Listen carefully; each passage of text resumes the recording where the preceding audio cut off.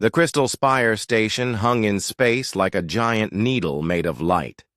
It spun slowly around the gas giant Nethys Prime, its walls glowing with soft blue energy. Inside the main hall, 12 different alien species sat in a perfect circle. Each seat was made for a different type of body. Some for creatures with many arms, others for beings made of pure energy, and some for rock-like forms that barely moved. Speaker Velthar stood in the center of the circle. His body looked like living crystal, clear and sharp, with light dancing inside him when he moved. His voice came from everywhere at once, deep and cold like winter wind. Today, he had called the council together to talk about a new problem. A young species had just learned how to travel between stars. They called themselves humans. Council members, Velthar began, his crystal body flashing brighter. We have a small matter to discuss. A primitive species from the third planet of a yellow star has made contact with our border worlds. They are called humans. A sound like grinding stone came from Counselor Thexanol. He was built like a living mountain, gray and rough, with glowing red eyes deep in his rocky face. How long have they been in space? He asked. Our records show 200 of their years, Velthar replied. They use basic fusion drives and simple metal ships. Their technology is very crude. Soft laughter filled the hall. It came from Counselor Zephyra, whose body was like flowing water but held its shape. Her voice sounded like a gentle stream. 200 years? We have been traveling between stars for 50,000 years. What could such children possibly want from us? They sent a diplomatic ship, Velthar continued. The captain wishes to speak with us. His name is Hyun Woo, and his ship is called the New Soul. It waits outside our space, asking for permission to approach. More laughter came from around the circle. Counselor Vexmoth, who looked like a giant insect made of silver metal, clicked, his many legs together.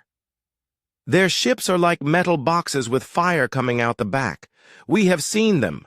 Very basic, very simple. Thexnol's red eyes glowed brighter. What do they want? Do they seek to join our great alliance? Most likely, Velthar said. All young species eventually come to us. They need our protection and guidance. We will offer them the usual terms, a small territory in the Outer Rim, basic trade rights, and our protection in exchange for tribute. How much tribute? Asked Counselor Nixara. She was tall and thin, with skin like black glass and eyes like tiny stars. These humans, do they have anything valuable? Their world is rich in metals and water, Velthar replied. They have built many cities and have a large population. They could provide us with 30% of their industrial output without much difficulty. And if they refuse? This came from Thexanol, who seemed to enjoy asking about conflict. Then, we will teach them the price of refusing the Council's generous offer, Velthar said. The crystal being's body flashed with sharp, angry light. No species has ever refused us twice. Around the circle, the council members nodded or made their species version of agreement. This was how it had always been. Young species learned to travel between stars, made contact with the Council, and then accepted their place in the galactic order. The Council had done this hundreds of times before. Outside the station, Captain Hyunwoo sat on the bridge of his ship, the New Soul. His uniform was simple and clean, dark blue with silver buttons. He was a man of average height with kind eyes and graying hair at his temples. He had been waiting for 3 days for the council to agree to meet with him. Captain, said his communications officer, Lieutenant Daun. She was young with short, black hair and quick hands that danced over her control board. "We're getting a signal from the station. They're ready to receive you." "Thank you, Daun," Hyunwoo said. He stood up and smoothed his uniform. "Send our acceptance. We'll dock in 1 hour." Daun nodded and began typing. But she was doing more than just sending a simple message. Hidden in her communication equipment were special devices that Earth had spent years developing. Every word, the aliens said, every image of their technology, every detail about their station was being recorded and sent back to Earth through quantum channels the aliens couldn't detect. "Signal sent, Captain," Daun reported. "And the special package is being delivered as well." Hyunwoo nodded. He knew about the hidden recorders. Earth Command had told him to gather as much information as possible about these aliens. They wanted to know everything: how strong they were, what weapons they had, how they thought and acted. An hour later, Hyunwoo walked through the crystal corridors of the council station. The walls seemed to glow from within, and strange symbols moved. Through the crystal like fish swimming in clear water. Alien guards escorted him, tall beings in silver armor who said nothing. The main hall was impressive. Hyunwoo had to admit that as he entered and saw the 12 very different aliens arranged in their circle. Each one was strange and wonderful in its own way. But he also noticed things his escorts probably didn't want him to see. The weapons hidden in the walls, the energy shields that could activate at any moment, the way some council members watched him like a predator watches prey. "Captain Hyunwoo of the human species," Velthar announced. "Welcome to the Galactic Council. We have decided to offer your people a great honor." "I'm grateful for this meeting," Hyunwoo replied. He bowed slightly as Earth protocol required.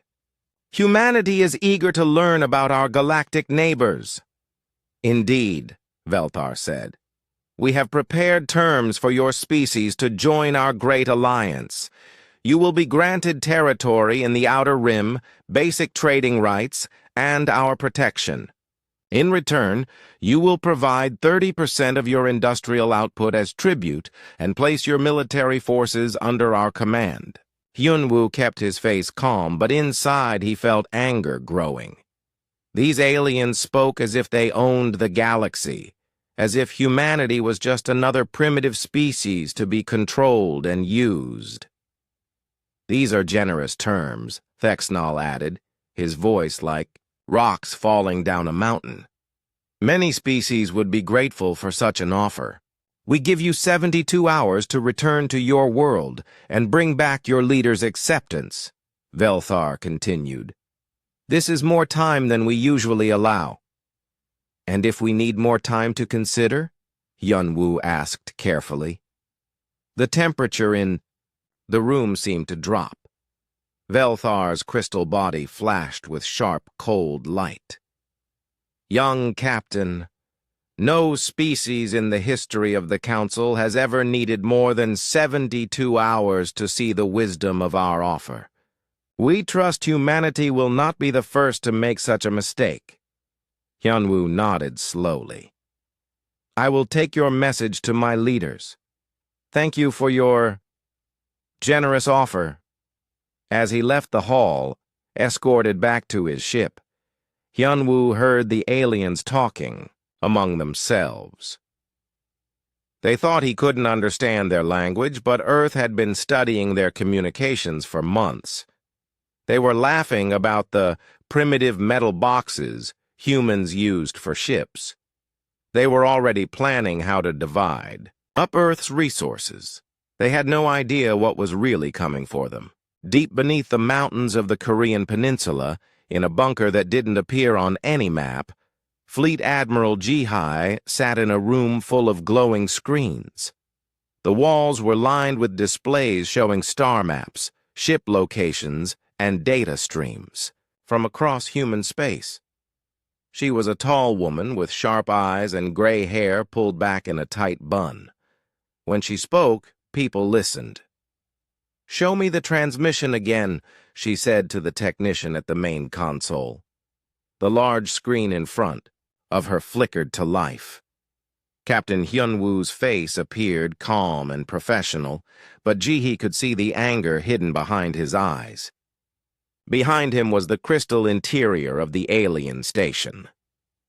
"Admiral," Hyunwoo said in the recording, "they're offering us protectorate status in the Outer Rim. 30% tribute, military forces under their command, standard subjugation package. They've given us 72 hours to comply." The recording ended. Ji-hee sat back in her chair and looked around the room at her staff. Commander Tae-min stood near the tactical display, his young face serious as he studied alien ship specifications. He had been working on this problem for months, analyzing every piece of data they could gather about Council military capabilities. "Your assessment, Commander?" Ji-hee asked. Tae-min turned from his display. "They're overconfident, Admiral. Our intelligence shows they haven't fought a real war in over 1,000 years. They've been bullying primitive species for so long, they've forgotten what actual combat looks like. And their technology? Advanced in some areas, but focused on the wrong things," Tae-min replied. "They have good shields and plasma weapons, but their ship designs are old. They build for intimidation, not for fighting peer opponents." Ji-hee nodded. "What about their fleet strength?" 200 ships for their enforcement fleet," said Lieutenant Yoon Seo from her position at the engineering station. She was small, but brilliant with quick hands and a mind that understood machines better than most people understood other people. "Each ship is about 1 kilometer long, heavily armed by their standards." "By their standards," Ji-hee repeated, "but not by ours." "No, Admiral," Yoon Seo said with a small smile, "not by ours." Ji-hee stood up and walked to the main display. With a gesture, she activated a new screen. It showed a view of space near the asteroid belt around Earth's sun. At first it looked empty, just rocks floating in the dark. "Computer," Ji-hee said, "decloak the mountain." The space in the image shimmered. Reality seemed to bend and twist, and then something massive appeared among the asteroids. It was a ship, but calling it a ship was like calling a mountain a rock. The Eternal Mountain stretched 15 kilometers from front to back, and 4 kilometers from side to side. Its hull was dark metal that seemed to drink light, covered in lines of blue energy that pulsed like a heartbeat. "Status report," Ji-hee ordered. Yoon Seo's fingers danced over her controls. "All systems operating at 98% efficiency. Quantum fusion cores are stable. Gravitational manipulation systems are online. Weapon systems are charged and ready." "Crew complement. 50,000 personnel aboard," reported Commander Tae-min. "Captain Min-ho has the ship at full readiness." Ji-hee studied the image of humanity's greatest achievement. The Eternal Mountain had taken 20 years to build in secret. While human diplomats made contact with alien species using small, simple ships, the best minds on Earth had been working on something the galaxy had never seen before. "They think we're primitive," Ji-hee said quietly. "They've seen our exploration, ships and trade vessels, and decided we're no threat. They have no idea what we're really capable of." "The deception has worked perfectly," Tae-min agreed. "Every alien species we've met has underestimated us. They see basic fusion drives and assume that's all we have." "Show me the weapon test results," Ji-hee ordered. The main screen changed to show a recording from last month. A small asteroid, about 2 kilometers across, floated in empty space. Suddenly, a beam of strange dark energy hit it. The asteroid didn't explode. It didn't break apart. It simply stopped existing, leaving behind a perfectly round empty space. The dark matter cannon works by disrupting the bonds between subatomic particles, Yunseo explained. Whatever it hits ceases to exist on a fundamental level. Their shields won't help them because there's nothing to block. The energy passes right through matter and destroys it from within. And the gravitational manipulation systems? We can increase or decrease gravity in a localized area by up to 500%, Yunseo said. We can trap enemy ships, crush them, or throw them around like toys. Again, their shields are useless because gravity affects space itself, not just the objects in it. Ji-Hai walked over to another display that showed Earth's orbital shipyards. 5 more shapes were taking form in the construction bays. 5 more Colossus-Class warships in various stages of completion. How long until the fleet is ready? She asked. The endless sky will be complete in 6 months, Yunseo reported. The Iron Thunder and Starfire will follow 3 months after that. The Stormbringer and Night's Edge will be finished within the year. 6 Colossus-class ships, Taemin said with satisfaction, each one capable of destroying an entire enemy fleet. Ji-Hai turned back to her command chair. On the screen, she could see the timer counting down the hours until the alien ultimatum expired. 47 hours and 32 minutes remaining. Admiral, said Communications Officer Su Jin from her station near the back wall. She was quiet and efficient, with the kind of calm voice that stayed steady even in crisis. Captain Hyun-woo is requesting orders.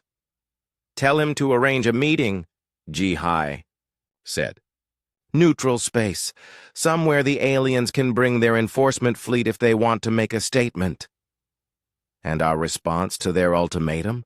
Ji-Hai smiled, but it wasn't a kind smile.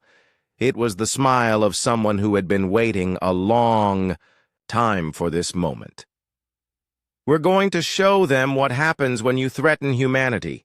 Get me Captain Min-ho. The screen flickered and showed the bridge of the Eternal Mountain. Captain Min-ho appeared, a stern man with steady hands and eyes that had seen combat. Behind him, the bridge crew worked at stations that hummed with barely contained power. Admiral, Min-ho said, the mountain is ready for deployment.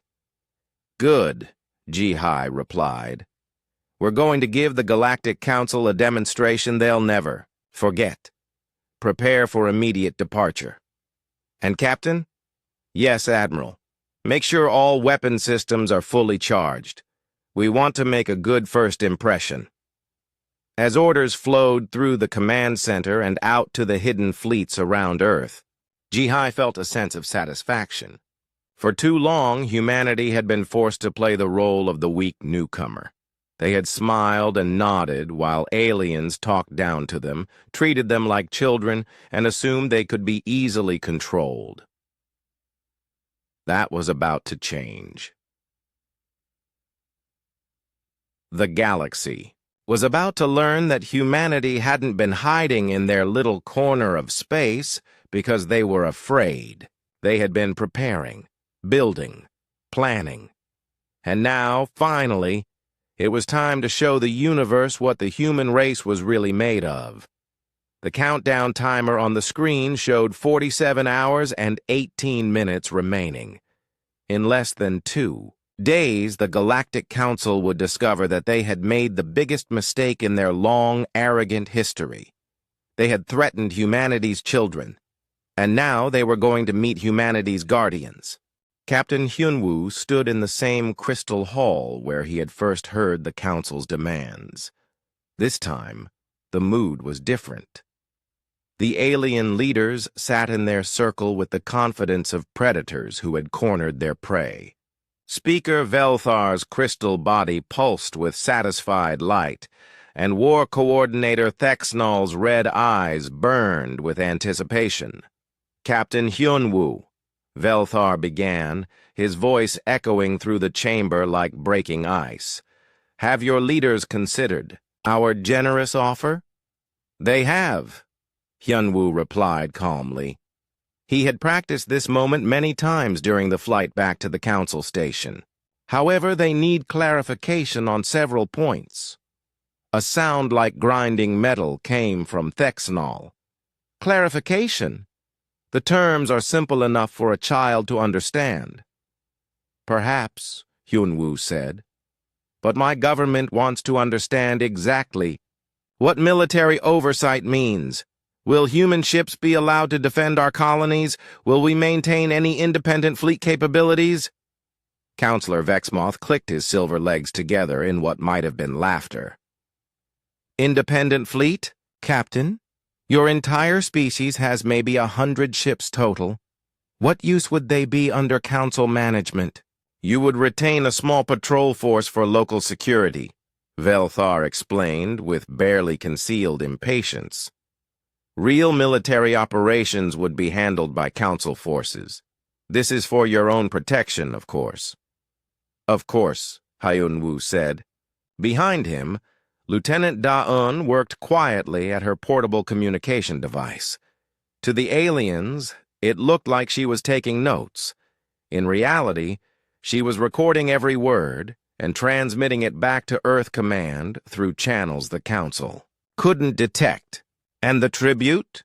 Hyunwoo continued. 30% of our industrial output seems quite substantial. It is fair compensation for the protection and guidance we provide," said Counselor Nixara, her star-like eyes glittering. "Many species contribute far more once they understand the benefits of council membership." "The benefits," Hyunwoo repeated carefully. "Access to council trade networks," Velthar listed. "Protection from hostile species, technological assistance when needed, peace and stability under our guidance." What he didn't say, but what everyone in the room understood, was that the council would also control where humans could go, what they could build, and how they could develop. Humanity would become another client species, useful for resources and labor, but never allowed to grow strong enough to challenge the established order. "My leaders are concerned about the timeline," Hyunwoo said. 72 hours seems quite short for such an important decision. The temperature in the room seemed to drop several degrees. Thexnol leaned forward, his rocky bulk shifting with menace. "Captain, in our long experience, species that require more time are usually planning something foolish. Resistance, perhaps, or the delusion that they can stand against the Council." "We're not planning resistance," Hyunwoo said truthfully. "Earth wasn't planning resistance. It was planning something much more direct." "Good," Velthar said, "because resistance would be unfortunate. Would you like to know what happened to the last species that refused our offer?" "If you think it would be helpful," Hyunwoo replied. The main display in the chamber activated, showing a star system with several populated planets. "The Kethmori," Velthar explained. "A proud species, much like yourselves. They had been in space for 300 years when we contacted them. They foolishly believed they could negotiate as equals." The image changed to show massive alien warships entering the system. The Council enforcement fleet moved like a mechanical tide, hundreds of ships advancing toward the Kethmori worlds. "It took 18 hours, Thexnol said with satisfaction. "Their entire civilization, their ships, their cities, their people, all reduced to ash and memory. The galaxy is a dangerous place, Captain," added Counselor Zephyra, her water-like form rippling with false sympathy. "Species that try to stand alone rarely survive long. We offer protection because we care about the preservation of galactic civilization." Hyun-woo watched the images of destruction and felt his anger grow.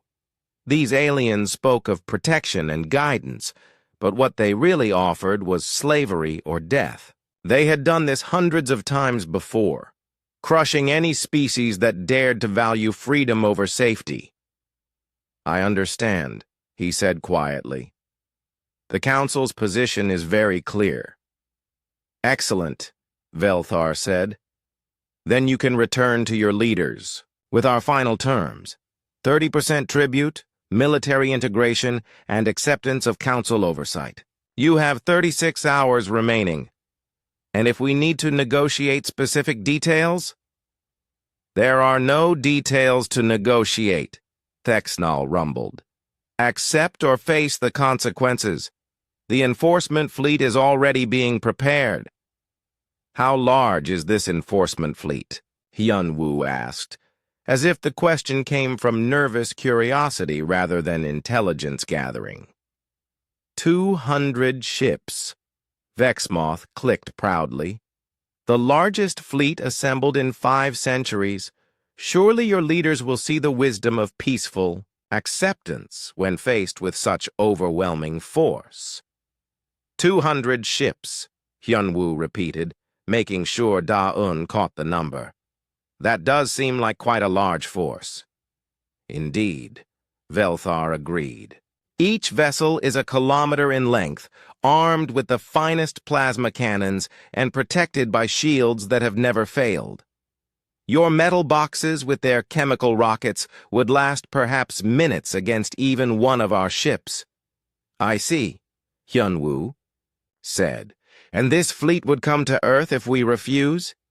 "Not to Earth initially," Thexnal explained with the patience of someone explaining simple facts to a child. "We would arrange a meeting in neutral space. Give your leaders one final chance to see reason before we demonstrate the consequences of defiance." "That seems fair," Hyun-woo said. "We are always fair," Velthar replied. "Even with primitive species. We could simply take what we want, but we prefer voluntary cooperation when possible." "Of course," Hyun-woo agreed. "And where would this meeting take place?" "The Kepler 442 system," said Nixara. "Empty space, no inhabited worlds, perfect for demonstrations. If your leaders choose to be reasonable, they can surrender there. If not, they can witness the power of the Council before we proceed to your homeworld." Hyun-woo nodded, as if he were memorizing details to report back to frightened leaders. In reality, he was already planning. The Kepler 442 system was perfect for what Earth Command had in mind. Far from any inhabited worlds, plenty of space for maneuvering, and no innocent bystanders to worry about. "I'll take this information back to my government," he said. "When should we arrive at Kepler 442 if we choose to negotiate?" 3 days from now, Thexanol said. "Bring your political leaders if they wish to surrender in person, or send whoever will be authorized to sign the surrender documents." "Understood," Hyun-woo said. He bowed slightly. "Thank you for your patience with our questions." "Think nothing of it," Velthar replied with crystalline magnanimity. "Soon your species will understand the benefits of Council protection, and if they do not, well, the galaxy will have one less problem to worry about." As Hyun-woo and Da-Yun were escorted back to their ship, they could hear the Council members discussing the humans among themselves. They spoke in their own languages, not knowing that Earth had been studying their communications for months. "Primitive fools," one was saying. "They actually think they can negotiate." "The fleet will crush them like insects," said another. "Perhaps we should claim 40% tribute instead of 30, as compensation for their stubbornness." "No matter," came a third voice. "In 3 days, they will either kneel or burn." Either outcome serves the Council's interests. Back aboard, the new soul, Hyun Woo, settled into his command chair as Da-eun uploaded their intelligence data to Earth Command. The ship turned away from the crystal station and began its journey toward the edge of Council space. Course laid in for Earth. "Captain," reported his navigator. "Negative," Hyun-woo said. "Set course for Kepler 442, maximum speed." "Sir?" The navigator looked confused. "But we need to report back to Earth Command." "They already have our report," Hyun-woo said, indicating Da-eun's communication station. "And our new orders are waiting in our message queue. We're not going home to beg for mercy. We're going to Kepler 442 to give the Council our answer." As the new soul jumped to faster-than-light speed, heading toward what the aliens expected, to be humanity's surrender, Hyun-woo allowed himself a small smile. The Council members thought they were so clever, so powerful, so inevitable. They had crushed hundreds of species and expected humans to be just another easy victory. They were about to discover just how wrong they could be. The Kepler 442 system looked empty and cold under the light of its distant star. No planets worth claiming, no resources worth fighting over, just empty space and scattered asteroids that drifted in the dark. It was the perfect place for what? The Galactic Council considered a routine demonstration of power. War Coordinator Thexnall stood on the bridge of his flagship, the Dominion's Edge. The ship was impressive by any standard, a full kilometer of gray metal and glowing energy conduits, bristling with plasma cannons and missile ports. Around him, 199 other Council ships held formation in a massive display of military might. "Status report," Thexnall rumbled, his rocky voice echoing through the bridge.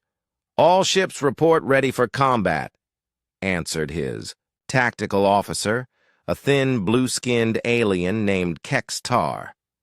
"Weapons charged, shields at maximum, formation holding steady." "And the humans?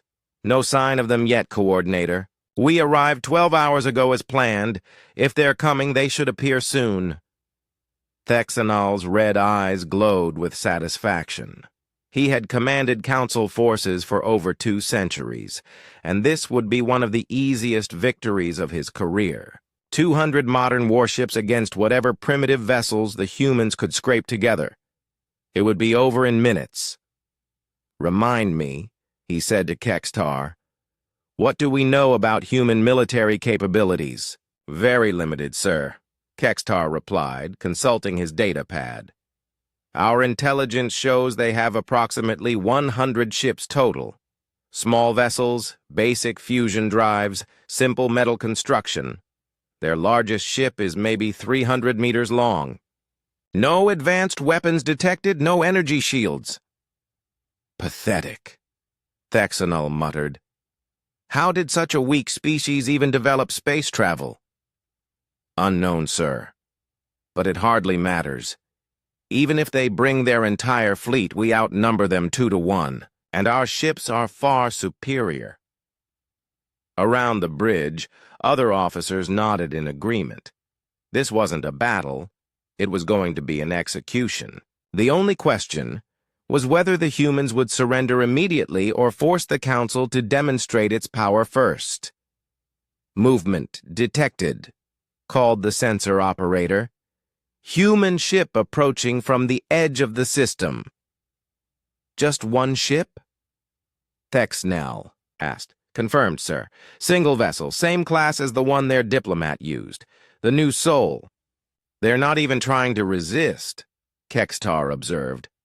"Just sending their diplomat back to surrender." "Good," Thexnall said. "Open a channel when they're in range. Let's get this over with." Captain Hyun-woo sat calmly on the bridge of the new Soul as his ship approached the massive Council fleet. The 200 alien warships hung in space like mechanical predators, their weapons trained on his small vessel. Any normal person would have been terrified by the sight. But Hyunwoo wasn't. Normal people. He was a captain in the Earth Defense Force, and he had volunteered for this mission knowing exactly what it would involve. Behind his calm expression, he was analyzing the enemy formation, counting ships, and preparing for the most important conversation of his life. "We're in communication range," reported Lieutenant Daun from her station. "Excellent," Hyunwoo said. "Accept their hail." The main screen activated, showing the bridge of the Dominion's edge. War Coordinator Thexnall's massive form dominated the view, his rocky face twisted into what might have been a smile. "Captain Hyunwoo," Thexnall's voice boomed, "have your leaders seen reason, or do we need to provide them with a demonstration?" "My leaders have indeed made their decision," Hyunwoo replied calmly. "I'm authorized to deliver their response." "Wise choice," Thexnall said. "Surrender documents can be transmitted at any time. Your species will find council rule far more pleasant than council conquest." "I'm afraid there's been a misunderstanding," Hyunwoo said with perfect politeness. "Earth's response isn't a surrender. It's a rejection of your ultimatum." Silence filled the communication channel. On his screen, Hyunwoo could see the alien officers exchanging glances. Thexnall's red eyes flared brighter.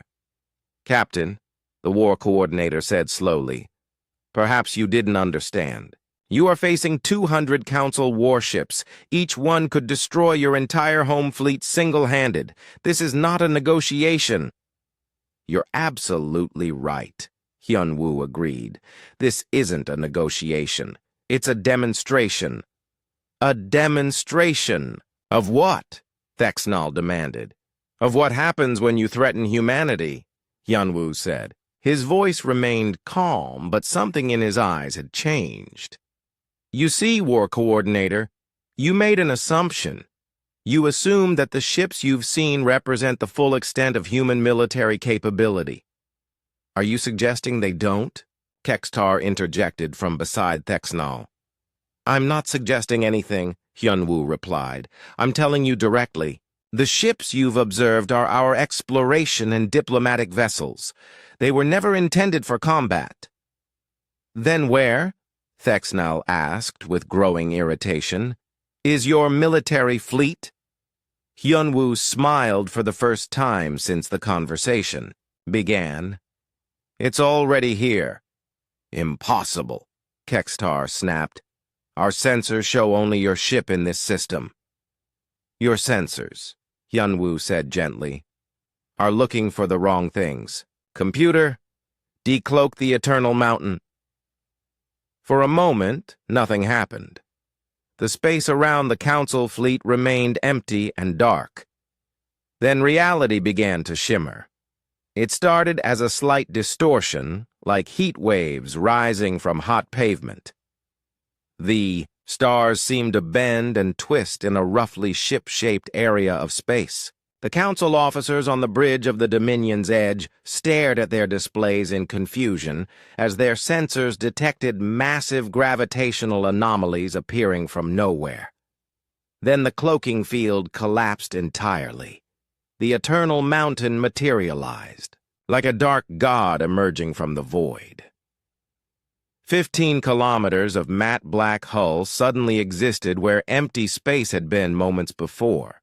The ship was so large that it seemed to swallow the stars behind it, a mountain of metal and energy that dwarfed even the largest council vessel. On the bridge of the Dominion's edge, every alarm system activated at once. Tactical displays flashed. Reda's sensors struggled to comprehend what they were seeing. The mass readings were impossible. The human ship registered as heavy as a small moon. Energy signatures spiked off the measurement scales. "Impossible," Kextar whispered, his blue face turning pale. "No ship can be that large. The structural engineering alone would be impossible," Hyunwoo agreed from the communication screen. if you were still thinking in terms of conventional construction. But humans stopped thinking conventionally a long time ago. Thexanel found his voice with effort. How? How did you build such a thing without our knowledge? The same way we've done everything else, Yunwu replied. Carefully, quietly, and with a great deal of patience. Did you really think a species that survived ice ages, plagues, and global wars would be intimidated by threats from aliens who haven't fought a real battle in 1,000 years? Around the Council fleet, panic was beginning to spread. Ship commanders called their superiors, demanding to know what they were supposed to do about a vessel that was larger than their entire battle group combined. This changes nothing, Thexnall declared, though his voice lacked its earlier confidence. One ship, no matter how large, cannot defeat 200. You're probably right, Hyunwoo agreed. One ship probably couldn't defeat 200 modern, well-designed warships with experienced crews. Fortunately for us, that's not what we're facing. How dare you? Thexnall began. Your ships are museum pieces, Hyunwoo continued calmly. Built for intimidating primitives, not for fighting peer opponents. Your crews haven't seen real combat in generations. Your tactics are centuries out of date. And your technology? He paused. Well, let's just say that humans have had some very different ideas about how weapons should work. On the bridge of the Eternal Mountain, Fleet Admiral Ji Hai watched the exchange with satisfaction. She stood beside Captain Min Ho, both of them observing the Council fleet's growing panic through the ship's advanced sensors. They're trying to lock weapons on us, reported Commander Seok Jin from the tactical station. Their targeting systems can't get a stable lock. Our hull material is absorbing their sensor beams. Let them try, Ji Hai said. Are all systems ready? All weapon systems online, Seok Jin confirmed. Gravitational manipulation system standing by. Dark matter cannons charged and ready. Excellent, Ji Hai said. She activated the ship's communication system. War Coordinator Thexnall, this is Fleet Admiral Ji Hai of the Earth Defense Force. You have threatened our species with extinction. You have demanded our surrender. You have brought a fleet to our border to enforce your will. Admiral, Thexnall replied. We can still negotiate. We don't negotiate with bullies, Ji Hai cut him off. We demonstrate why bullying humans is a bad idea. All ships of the Council fleet, you have 10 minutes to withdraw from this system. After that, we will consider you hostile forces in human space. Human space? Thexnall roared. This system is unclaimed territory. It wasn't, Ji Hai said calmly. But it is now. 10 minutes, War Coordinator. Choose wisely. The communication ended, leaving the Council fleet alone with their fear and the massive human warship that had appeared from nowhere. Around Thexnall, his officers waited for orders, but the War Coordinator found himself facing a situation he had never encountered before. For the first time in his long military career, he was the one who was outgunned. The Eternal Mountain hung in space like a sleeping giant that had finally awakened. Its massive bulk cast shadows across the Council fleet, blocking out stars and filling tactical displays with readings that seemed impossible. The ship's hull was darker than space itself, a material that seemed to absorb light and sensor beams alike. Along its surface, lines of blue energy pulsed in slow, steady rhythms like the heartbeat of some vast mechanical creature. On the bridge of the Dominions, Edge, War Coordinator.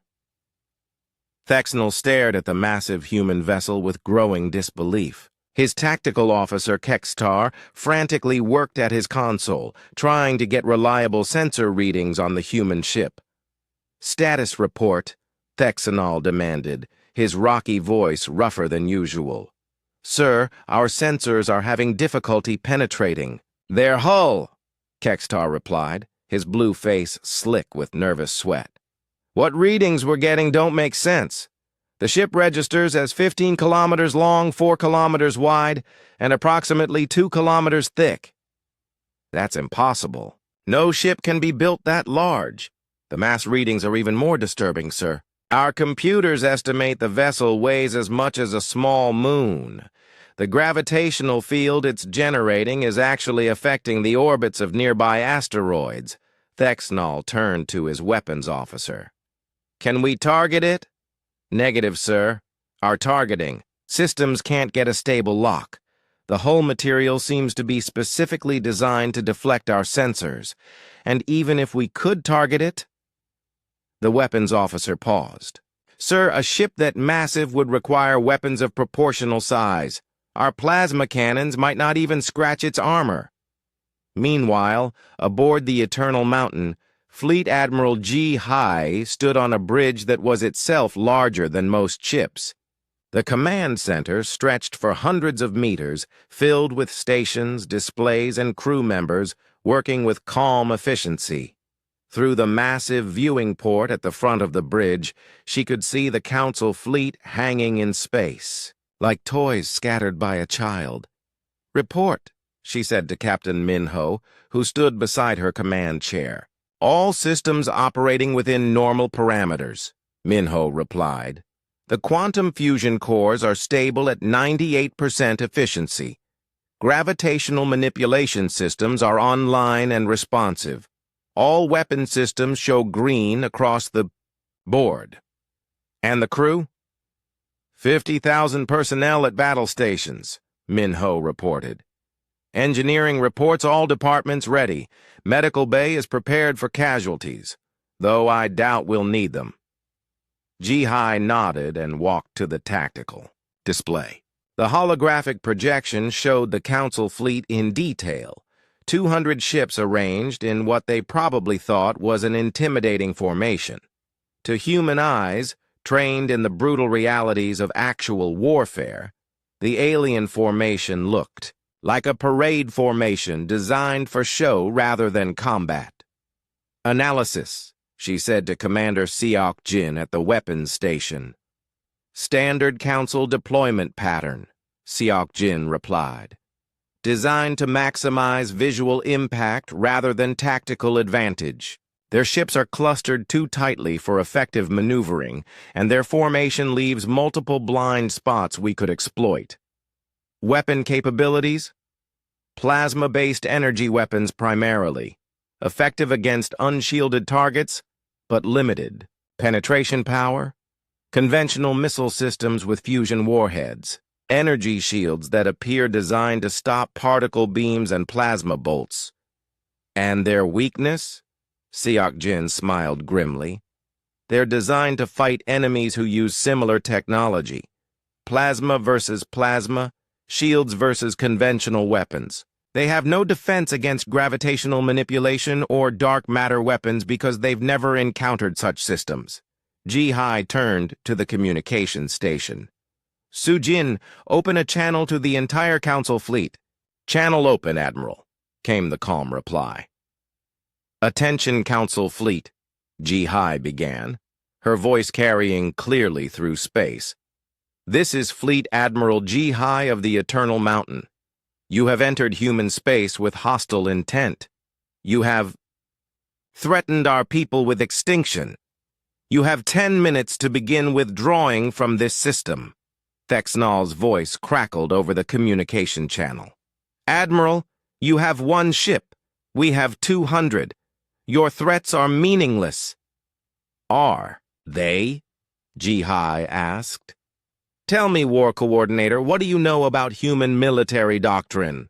Your species is primitive, Thexanol replied. You have barely mastered space travel. That's what we wanted you to think, Ji-Hai said. But let me educate you about humanity. We are a species that evolved through constant warfare, ice ages, that lasted thousands of years, plagues that killed half our population, wars that burned entire continents. We survived by becoming very, very good at killing things that threatened us. Ancient history? Thexnall scoffed. This is the space age. Indeed it is, Ji-Hai agreed. And we've spent the last 200 years taking everything we learned about warfare and applying it to space combat. Would you like a demonstration? Before Thexnall could reply, Ji-Hai gestured to her tactical officer.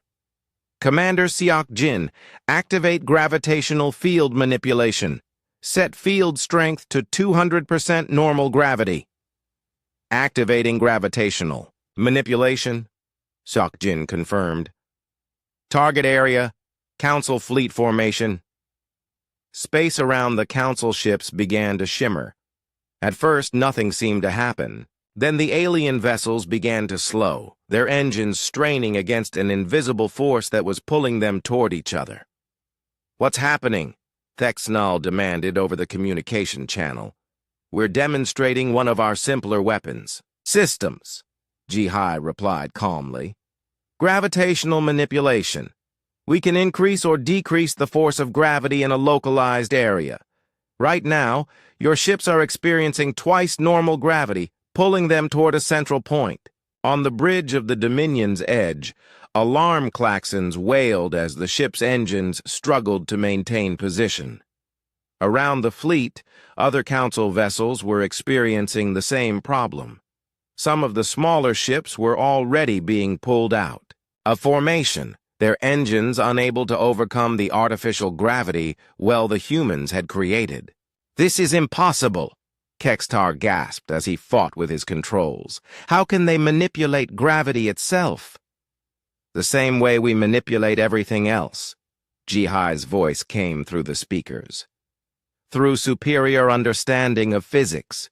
Your species has been content to use the same weapons and tactics for thousands of years. Humans never stop improving. Release us immediately, Thexnall roared.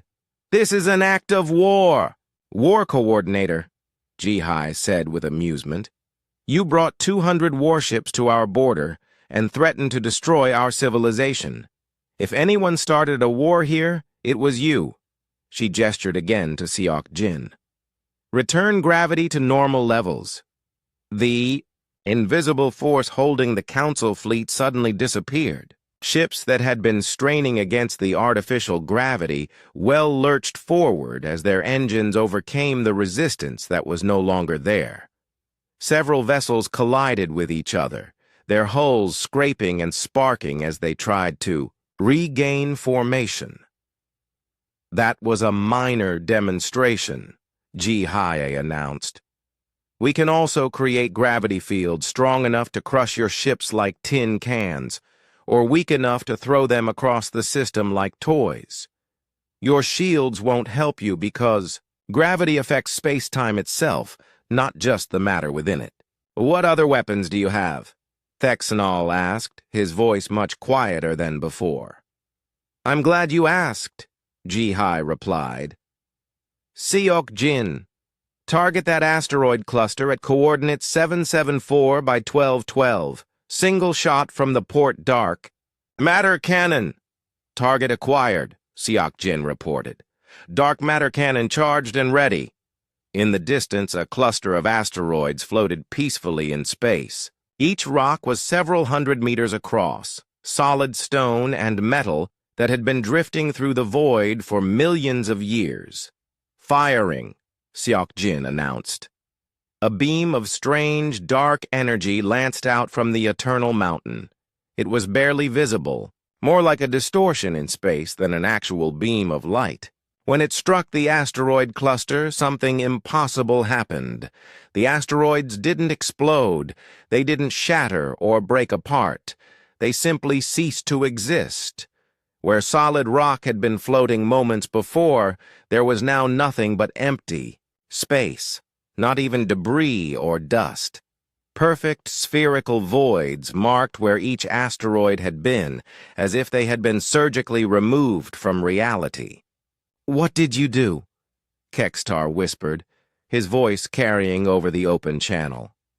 Dark matter weapons, Ji-Hai explained matter-of-factly. They disrupt the bonds between subatomic particles. Whatever they hit stops existing on a fundamental level. Your shields can't block them because the energy passes through normal matter and destroys it from within. The Council fleet hung in stunned silence. Everything they thought they knew about warfare, about weapons, about the balance of power in the galaxy, had just been proved wrong by a species they had dismissed as primitive. "You have 7 minutes remaining," Ji-Hai announced. "I suggest you use them wisely." On his bridge, surrounded by damaged equipment and panicking crew members, War Coordinator Thexnall stared at the massive human warship and realized that he was facing something completely beyond his experience. In over 2 centuries of military service, he had never encountered an enemy that could manipulate the fundamental forces of the universe as weapons. For the first time in his life, the war coordinator of the Galactic Council was afraid, and the humans were just getting started. War Coordinator. Thexnall stood frozen on his bridge as the reality of his situation became clear. The massive human warship floated before his fleet like a dark mountain in space, its alien weapon systems having just demonstrated the ability to erase matter from existence itself. Around him, his crew worked frantically at their stations, trying to find some way to fight an enemy that controlled forces they barely understood. "Status report," Thexnall demanded, his rocky voice betraying none of the fear that was growing in his chest. "Sir, 17 ships report damage from the gravitational distortion," his tactical officer Kextar replied. "Mostly hull stress and engine strain. But the Thornhammer and the Void Striker had actual collisions. They're still combat capable, but barely. And our weapons? Can we penetrate their defenses?" "Unknown, sir. We can't even get accurate sensor readings on their hull composition. Our targeting computers are having difficulty maintaining locks, and even if we could hit them..." Kextar paused. "Sir, that ship is 15 kilometers long. Even if our plasma cannons could penetrate its armor, we'd be like insects stinging a mountain." On the bridge of the Eternal Mountain, Fleet Admiral Ji-Hai observed the Council fleet's growing panic with satisfaction. The aliens had come here expecting to intimidate a primitive species into submission. Instead, they had discovered that humans had spent 2 centuries preparing for exactly this moment. "Admiral," said Captain Min-Ho, "they're still trying to find weaknesses in our defenses. Their ships are moving into attack formation." "Let them," Ji-Hai replied calmly. "It's better that they learn the full extent of their mistake. Commander Seok-Jin, prepare for a more comprehensive demonstration." "Yes, Admiral," Seok-Jin replied from the weapons station. "Which systems would you like to demonstrate?" "All of them," Ji-Hai said. "But let's start with something that will get their attention. Target the edge of their formation. Those 6 ships on the outer perimeter. Use the gravitational manipulation system to separate them from the main fleet." "Understood, Admiral." Activating localized gravity wells, space around the 6 targeted Council ships began to distort. This time, instead of pulling the vessels together, the human weapons created individual gravity wells around each ship. The alien vessels found themselves trapped in invisible cages of twisted space-time, their engines useless against forces that bent reality itself. "What are you doing to us?" Thexnall's voice crackled over the communication channel. "Teaching you a lesson about the dangers of threatening humanity," Ji-Hai replied. "Those 6 ships are now trapped in localized gravity wells. They can't move, they can't escape, and they can't help each other. Your remaining ships could retreat and abandon them, or you could stay and watch what happens next." "You're monsters," came another voice over the channel. one of the trapped ship commanders. No, Jihai said quietly. We're humans. There's a difference, though I can understand your confusion. Siakjin, demonstrate the precision capabilities of our dark matter systems. Target only the weapon systems on those trapped ships. Leave life support intact. Precision targeting activated, Siakjin confirmed. Firing sequence initiated. 6 thin beams of dark energy lanced out from the Eternal Mountain, each one striking a different trapped council vessel. The beams were impossibly precise, hitting only the weapon installations on each ship. Plasma cannons, missile launchers, and shield generators simply vanished, leaving perfectly circular holes in the hulls where the weapons had been moments before. The trapped ships were now completely defenseless, but their crews were alive and unharmed. This demonstrates another advantage of our weapons technology, Jihai announced to the Council fleet. Surgical precision. We can target specific systems, specific compartments, even specific individuals if necessary. Your weapons are designed to destroy entire ships. Ours are designed to accomplish exact objectives. Thexnall watched in horror as his ships were systematically disarmed without their crews being killed. It was almost worse than simple destruction. It showed that the humans could do whatever they wanted to his fleet, and he was powerless to stop them. "What do you want?" he asked finally. "I want you to understand something," Jihai replied. Your council has spent centuries conquering primitive species by showing them overwhelming force. You destroy a few ships, kill some civilians, and the survivors surrender rather than face extinction. It's worked for you because you've never encountered a species that could fight back effectively. She paused, letting her words sink in. Humans are different. We don't surrender when faced with superior force. We study it, learn from it, and then we build something better. You threatened us with extinction, so we built ships that could prevent our extinction. This is only one ship, Thexnall protested, weakly. Is it? Jihai asked. Computer, display current fleet positions. The space around the Eternal Mountain began to shimmer again. One by one, 4 more massive shapes appeared from nowhere. The Endless Sky, the Iron Thunder, the Starfire, and the Stormbringer materialized around the Council fleet, each one as large and menacing as the Eternal Mountain itself. 5 Colossus-Class Warships, Jihai announced as the Council fleet found itself surrounded by human vessels that dwarfed their own ships, each one capable of destroying your entire fleet single-handed, and these represent only the beginning of human military capability. On the bridge of the Dominion's edge, panic was spreading among the crew. Kextar's blue face had gone pale as he stared at the tactical display showing 5 impossibly large human ships surrounding their formation. "This is impossible," he whispered. "How could they build so many massive vessels without anyone knowing?" "The same way humans do everything," came Captain Hyunwoo's voice over the communication channel, quietly, carefully, and with a great deal of patience. "Did you really think we would advertise our military capabilities to potential enemies?" "Admiral," said Tactical Officer Yun Kyung from her station on the Eternal Mountain, "the Council ships are trying to break formation. Some of them are attempting to flee."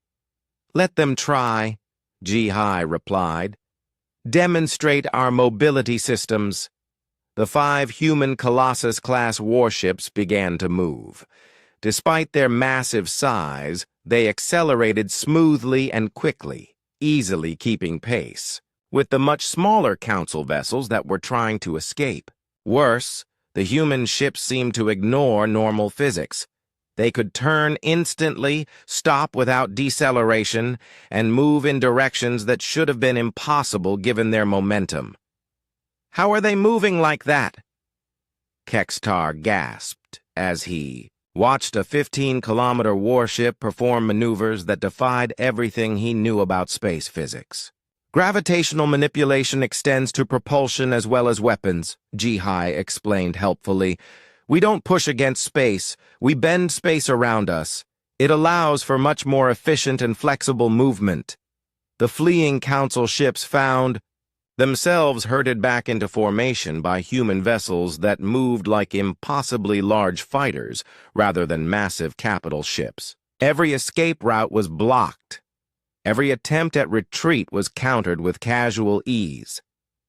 I believe you're beginning to understand your situation, Jihai continued. You came here with 200 ships to force humanity's surrender. Instead, you've discovered that we have weapons you can't defend against, ships you can't outrun, and capabilities you can't comprehend. What happens now? Thexanol asked, his voice barely above a whisper. Now you have a choice, Jihai said. You can return to your council and explain that humanity is not a primitive species to be conquered. You can recommend that they treat us as equals rather than potential subjects. And you can make it very clear what will happen if they decide to threaten us again. And if we refuse? Then you won't be returning to your council at all, Jihai replied matter-of-factly. We'll keep you here as a memorial to the dangers of underestimating humanity. Your choice, War Coordinator. The communication channel fell silent. Around the Council fleet, the 5 human Colossus-Class warships waited with the patience of predators that knew their prey had nowhere to run. For the first time in over 1,000 years, the Galactic Council's enforcement fleet faced an enemy that was stronger, smarter, and better prepared than they were. And they were beginning to realize that they had made the biggest mistake in the history of their civilization. The Crystal Spire station around Nethys Prime had never seen chaos like this. In the main council chamber, where 12 alien species had ruled the galaxy with calm arrogance for over a millennium, panic filled the air like smoke from a burning city.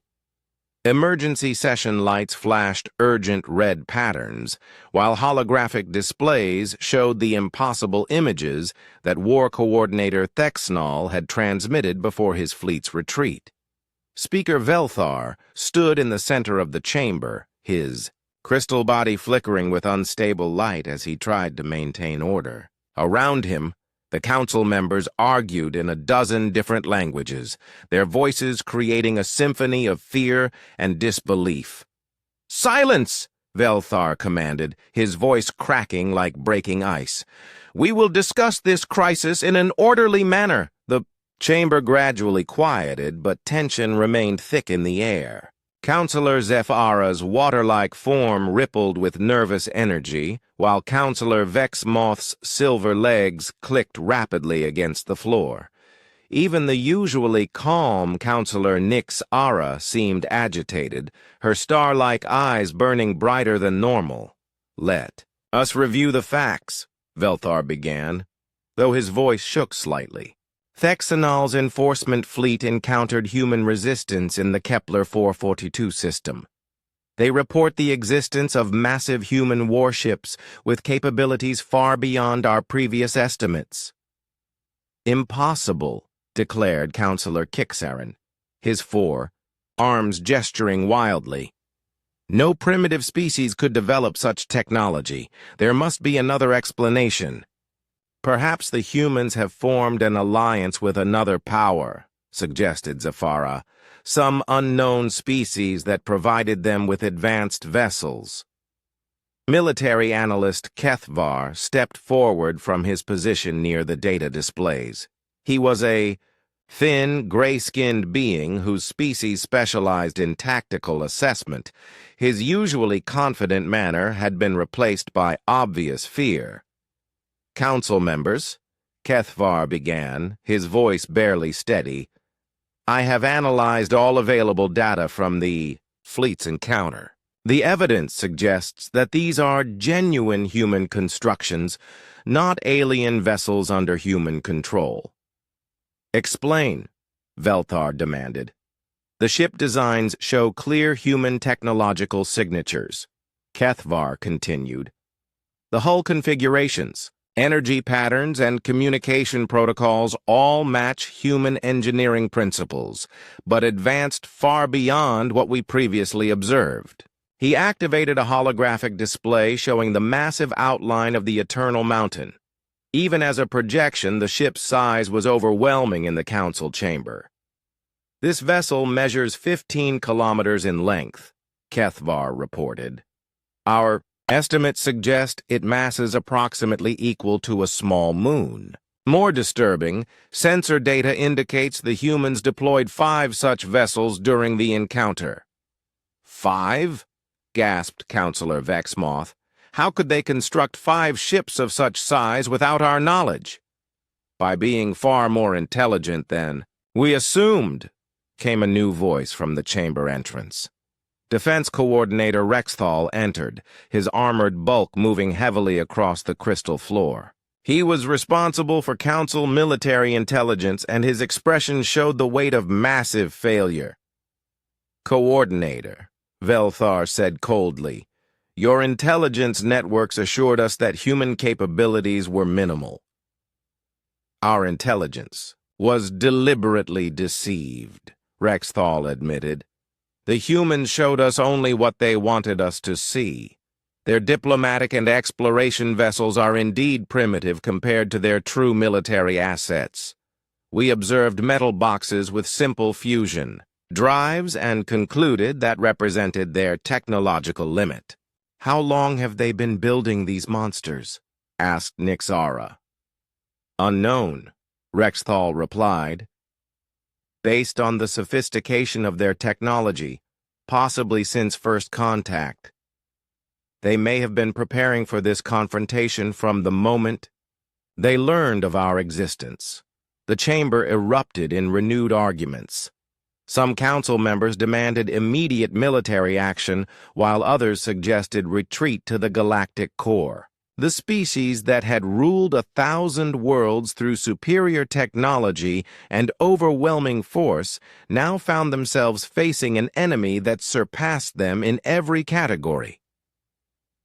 What about their weapons? Velthar asked, trying to regain control of the discussion. Kethavar's expression grew even more grim. The humans demonstrated 2 weapon systems that our fleets cannot counter.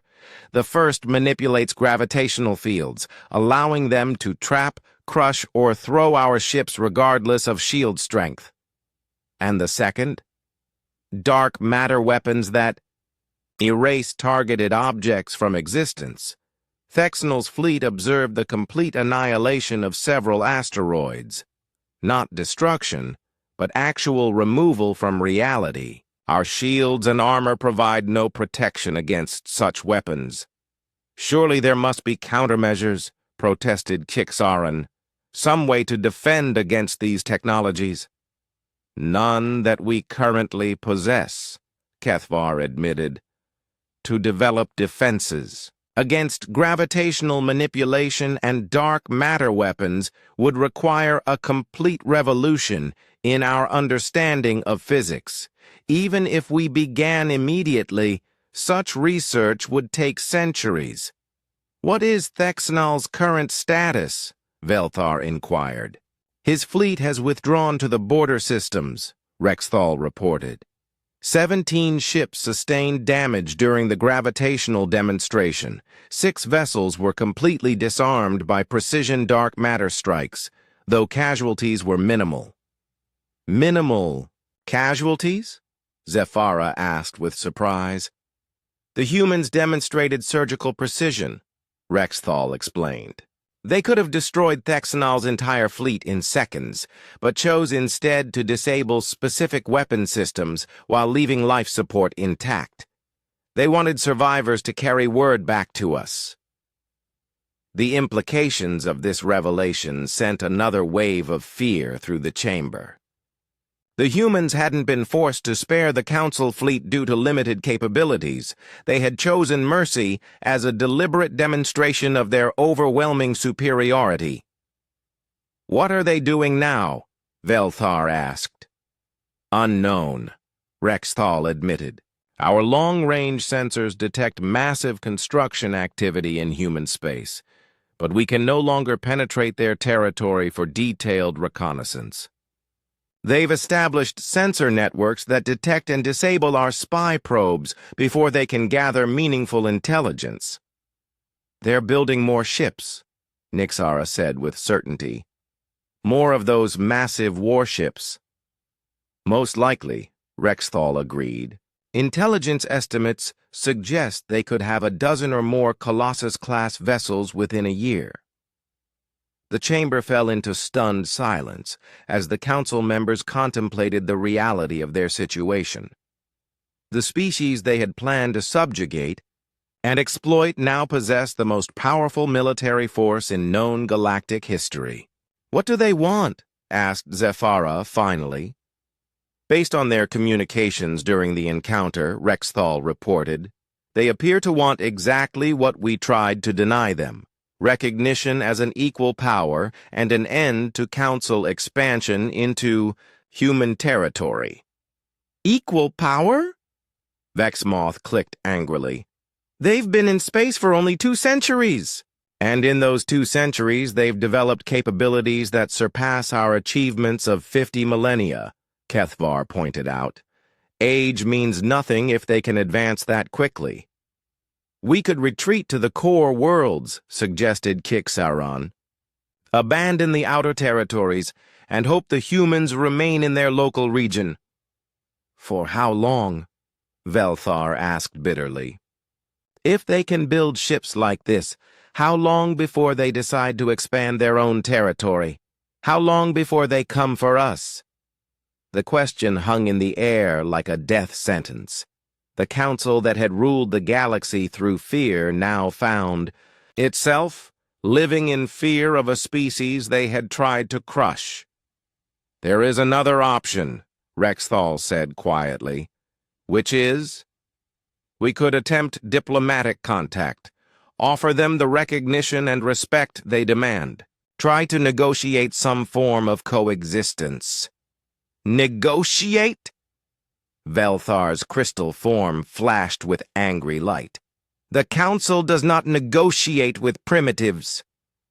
They're not primitives, Kethvar said firmly. That's the mistake that brought us to this crisis. We must accept the reality that humanity has become the dominant military power in this galaxy. Never! Roared Thexnal's voice from the communication system. The war coordinator had connected from his damaged flagship to join the emergency session. The Council has ruled for thousands of years. We will not bow to upstart mammals. Then what do you suggest? Velthar asked. We fight, Thexnal declared. We gather every ship from every member world. We call in all our allies and client species. We throw everything we have at the humans before they can build more of those monsters. With what? Rexthal asked pointedly. You've seen their capabilities. Even if we assembled every military vessel in Council space, we would still be outgunned by their existing fleet.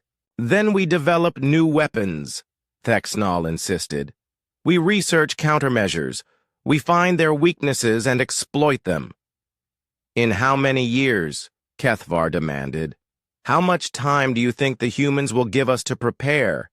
They've been planning this confrontation for decades, while we remained ignorant of their true strength. As the arguments continued, one fact became increasingly clear to every council member present. The age of Galactic Council supremacy was over. Humanity had emerged from their small corner of space, not as supplicants seeking protection, but as conquerors capable of reshaping the entire galactic order. The only question now was whether the Council would adapt to this new reality or be swept aside by it. 6 months had passed since the confrontation at Kepler 442, and the Crystal Spire station around Nethys Prime looked very different. Where once alien guards had patrolled corridors designed exclusively for non-human species, now sections of the station had been modified with human environmental systems.